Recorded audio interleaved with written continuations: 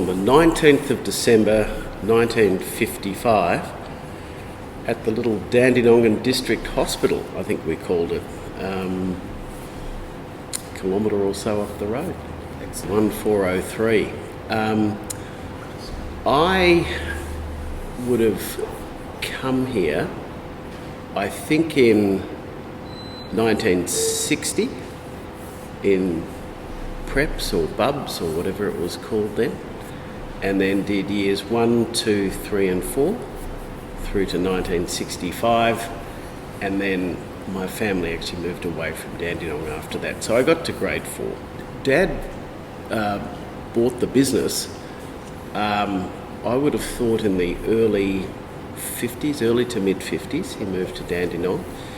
And it had been a chemist shop for decades and decades. And just as a very, very quick diversion, Monash University has actually paid tribute to the owner of the chemist shop right back in the First World War. It's a very sad story because he had, I think, 2 or possibly 3 sons that went off to the First World War, and 2 of them were killed, and one was actually a pharmacy student who went off to war not having quite finished becoming a proper pharmacist, and he was only awarded his pharmacy degree 3 or 4 years ago, more than a century after he died.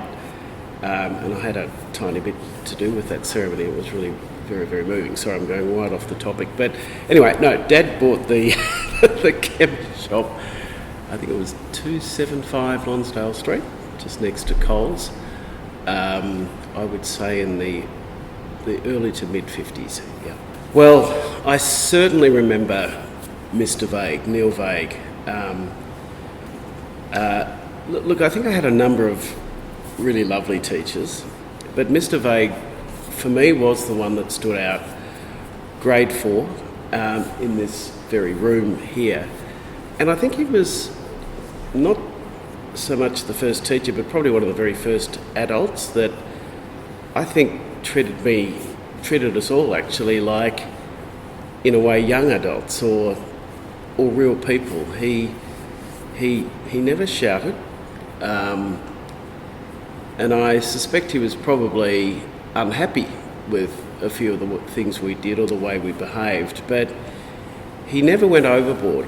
And even though, and I was just one of them, especially the boys who were just a bunch of young ruffians, I think, difficult people to manage, he really did earn our respect.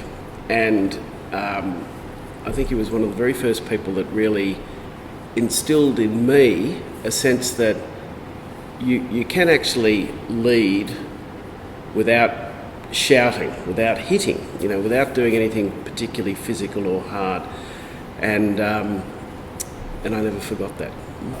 Well, particularly since we're talking about when I was 9 or 10, and just being treated almost on the same level was really pretty special. And he just had that rare gift of absolutely being a teacher and in charge, but doing it in the right way and bringing us all along. Yeah. Yep.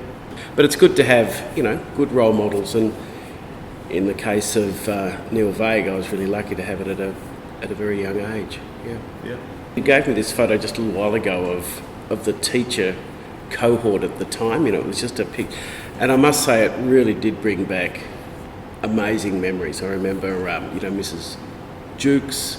There was a Mr. Neville. I remember the principal. I think it was Mr. Brown. Look, when you're a young, little boy with the world before you, you're just sort of soaking up information, behaviours, how to operate.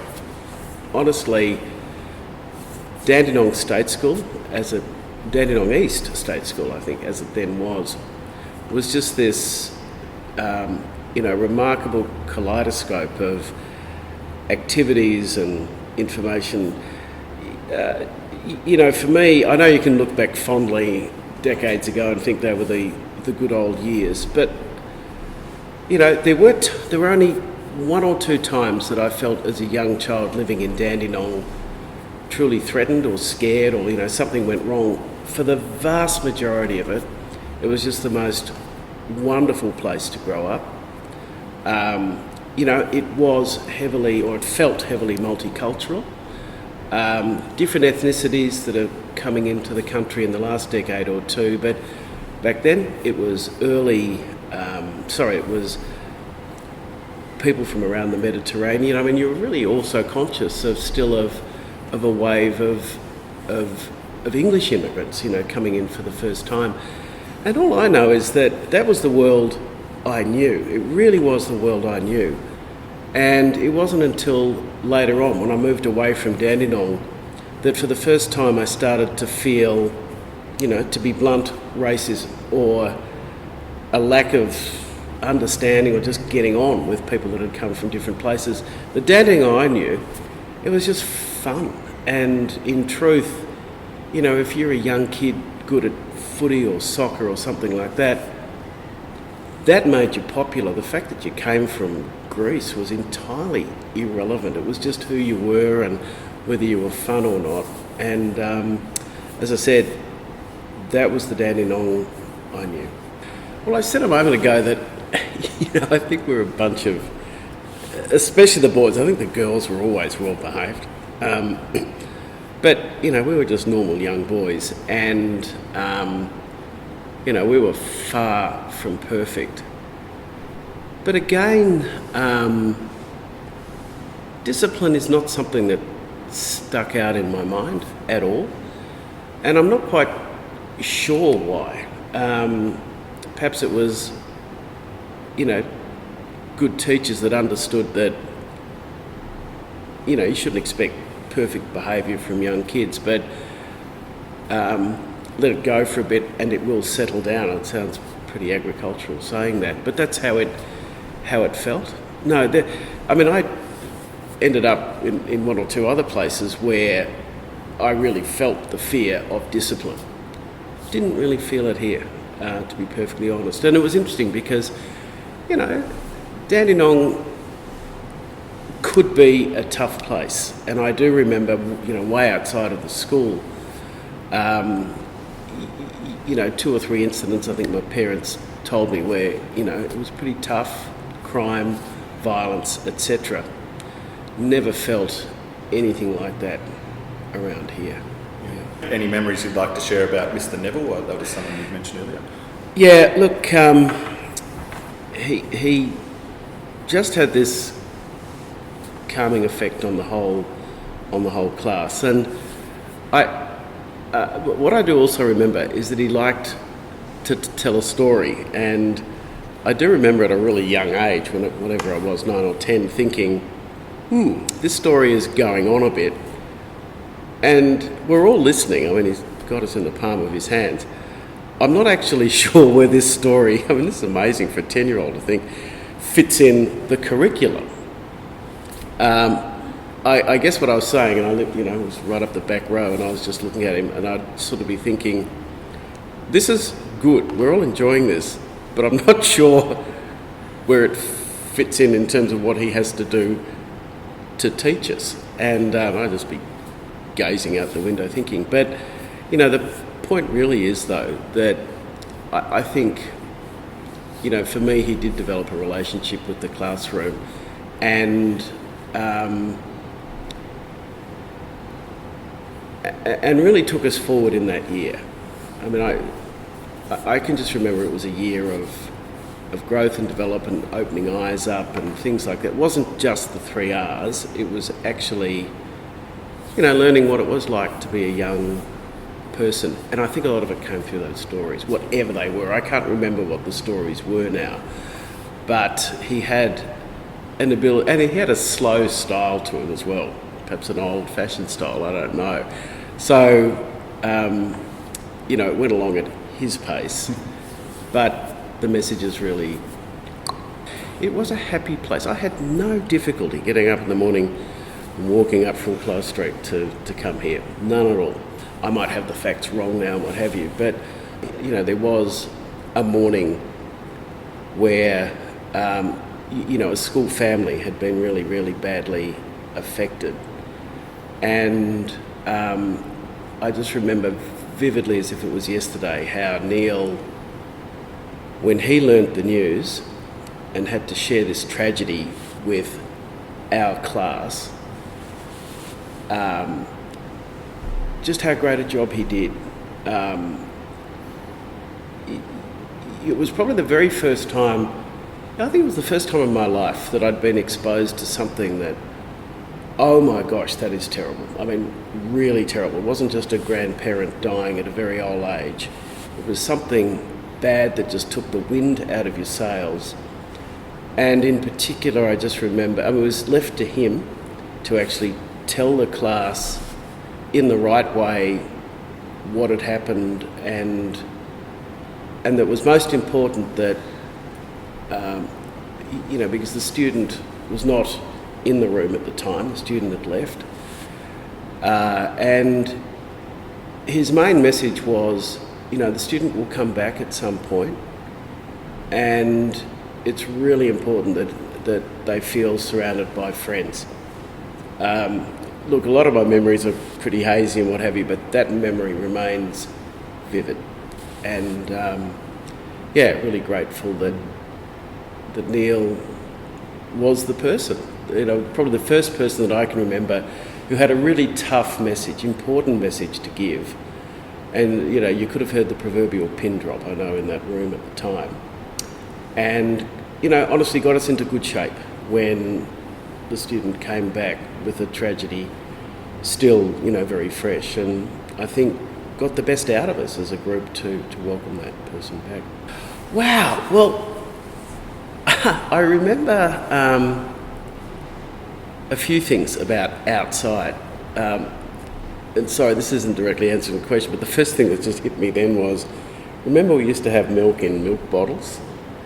And especially in summertime, if the milk had just been left slightly in the sun, oh gosh, by the time we got to get our little milk bottles and take the tops off, whatever they were, it was, warm milk just about to go off.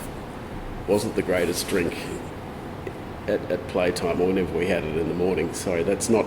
Well, the trouble was, sometimes if it was put in the shade, it wasn't too bad, but I don't know where the sun comes up here, but the milk was often just in the wrong spot outside there, and, you'd go out at playtime and, oh, yuck, here we go. But anyway, I remember outside as follows. Firstly, there were emperor gum beetles, caterpillars in the trees that are probably no longer there anymore, but they were trees that emperor gum caterpillars really, really liked. And as a very, very young student, and I think our classrooms were sort of over near the car park back then, portables and things. That was a real feature.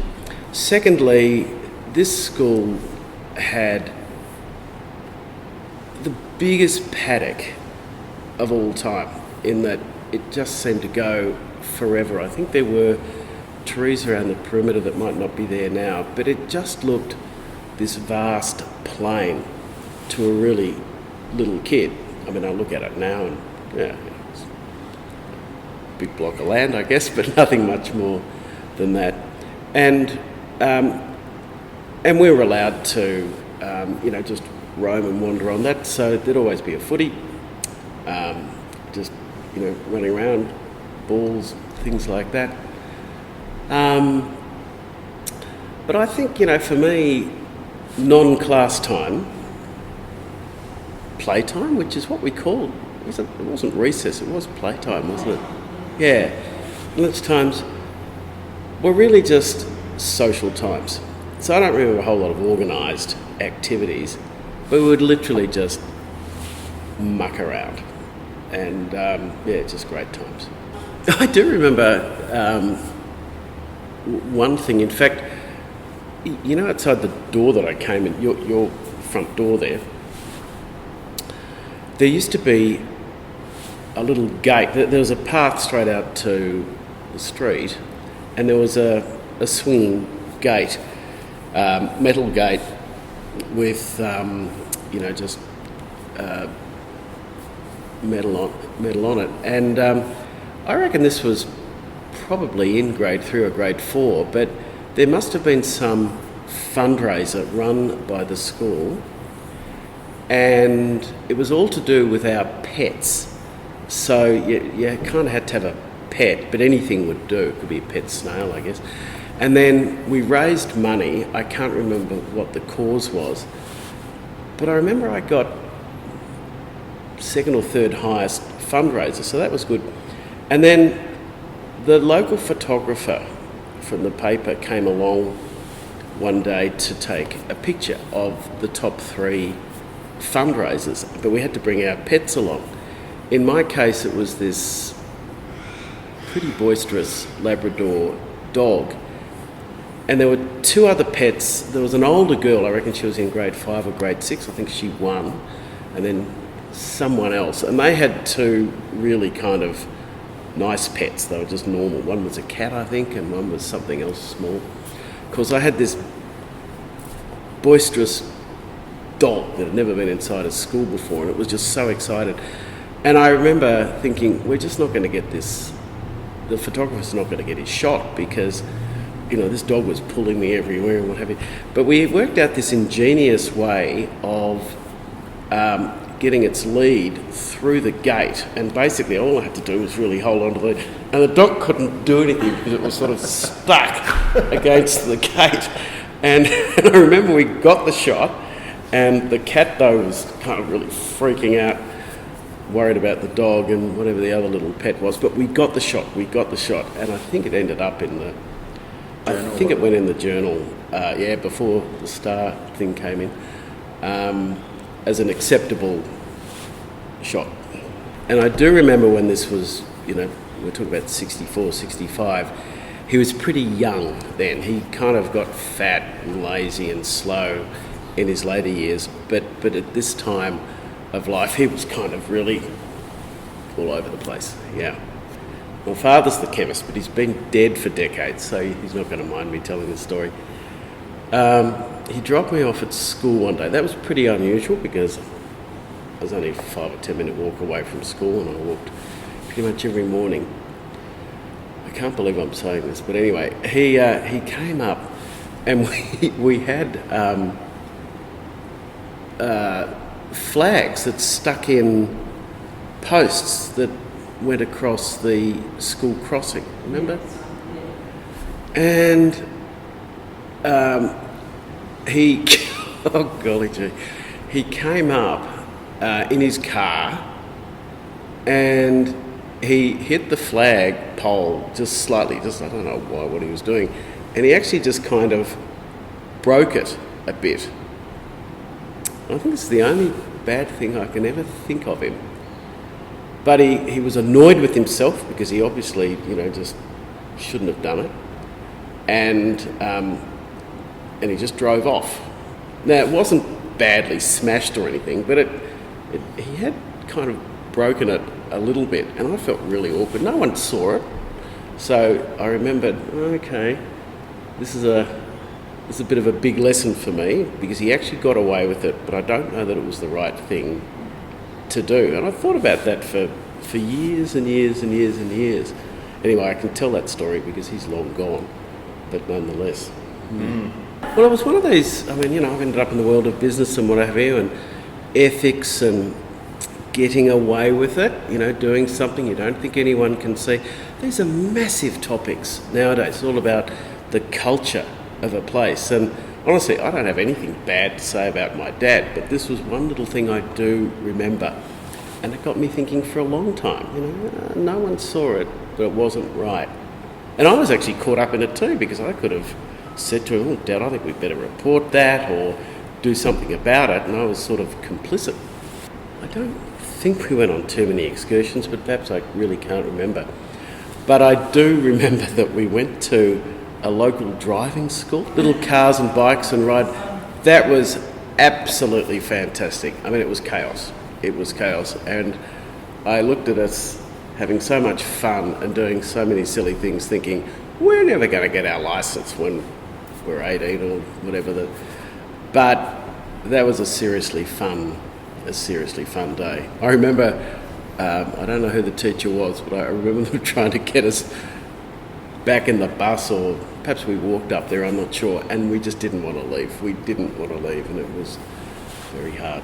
You know, the themes for me were, firstly, it was such an excellent school because people came really from all over the place and all walks of life, and different levels of being well off or not well off as well.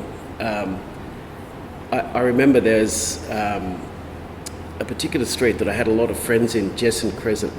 Housing Commission, tough place, but I remember as a child just thinking, only for a millisecond, you know, this is a tough area, but it was dominated by the fact that I just had good friends there, you know, people, and I loved going up to Jesson Crescent and just, you know, being with the people. So, you know, whilst later on in my life, you know, issues such as status and wealth and what have you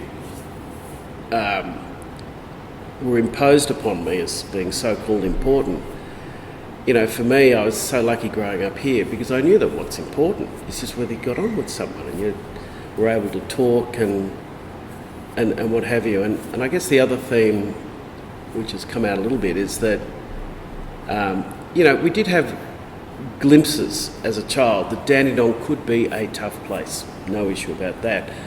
But this really felt like a bit of a safe, well, it was like an oasis. It just felt always safe, always, well, mostly fun. Yeah, you know, quite a contrast to we knew what the world was around here. But as I said, I don't think too many of us actually were exposed to the worst of it, which was wonderful. You know, my dad was the local pharmacist and I was his only child. I had a much older stepsister, much older, 12, 13 years older than me, who had a slight disability, but I was his only child, and he was pretty old when he had me in a way as well. And I think he had always deep down wanted to send me to a private school. He'd never done that himself. He'd gone absolutely through the state education system.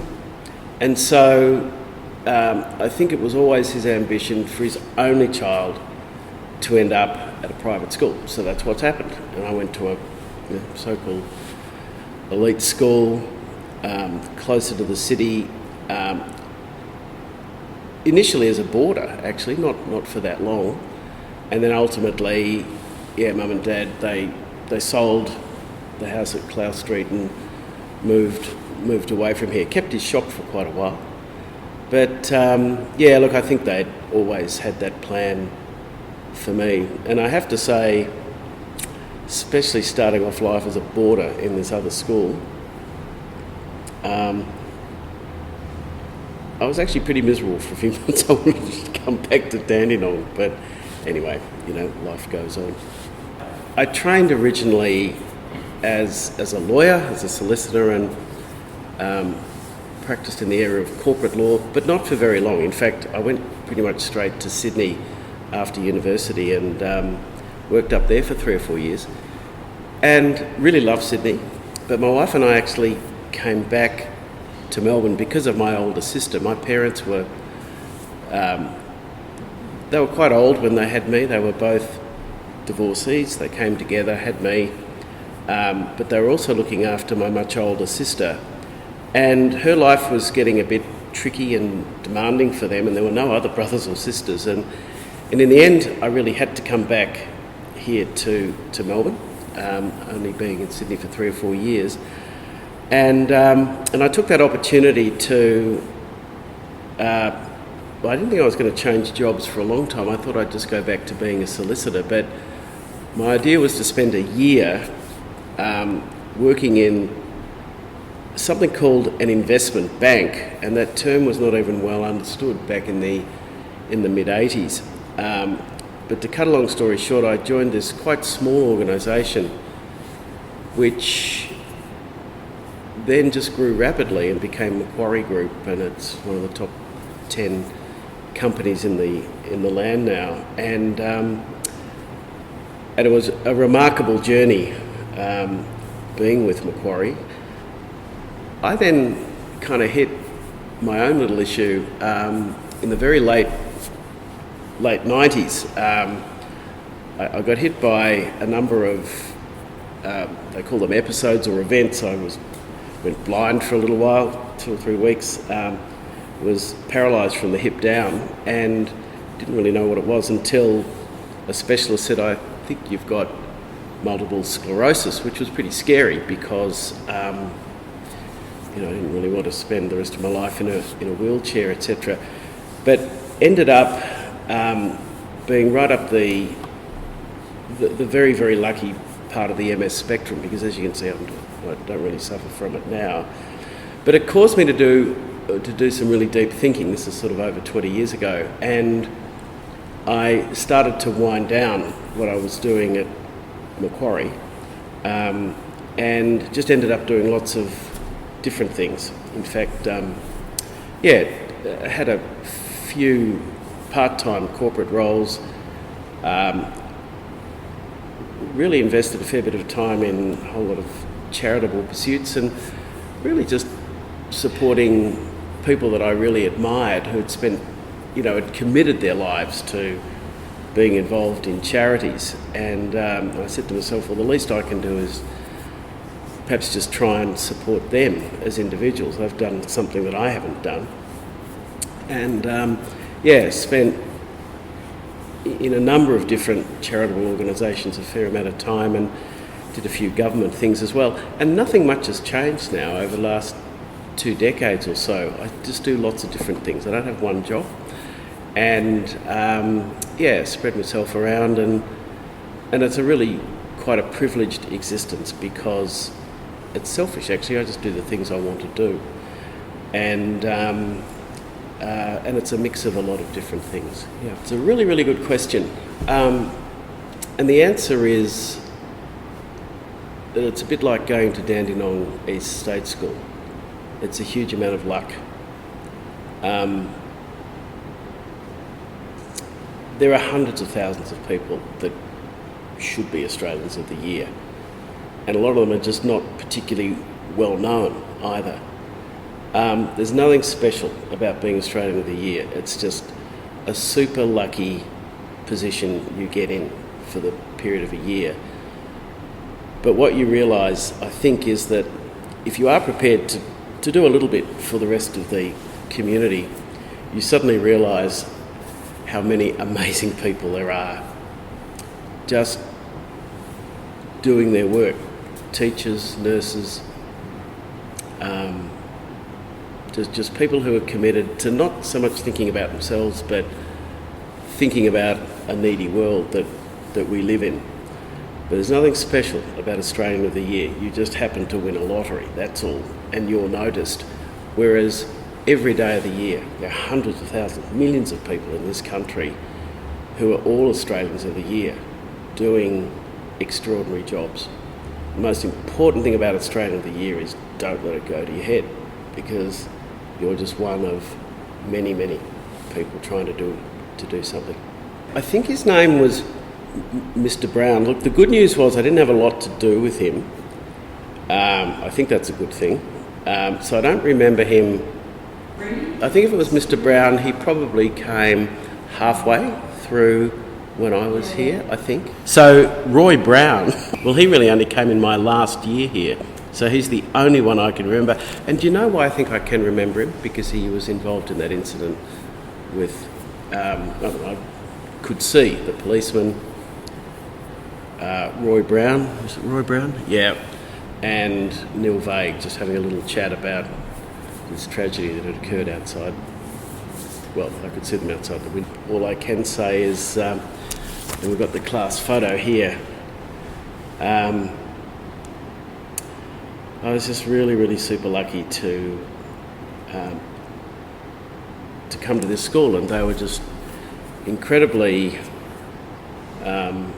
important years for shaping who I was. And I'm sort of lucky that I can't remember everything particularly well, but I do like thinking about those early years. And I know some people have, terrible memories of early childhood for all sorts of reasons. I'm not someone like that. I love trying to think about what it was like to be a young child, because I was just really blessed with, good school, good home, good community to live in. It was just a fascinating place to be.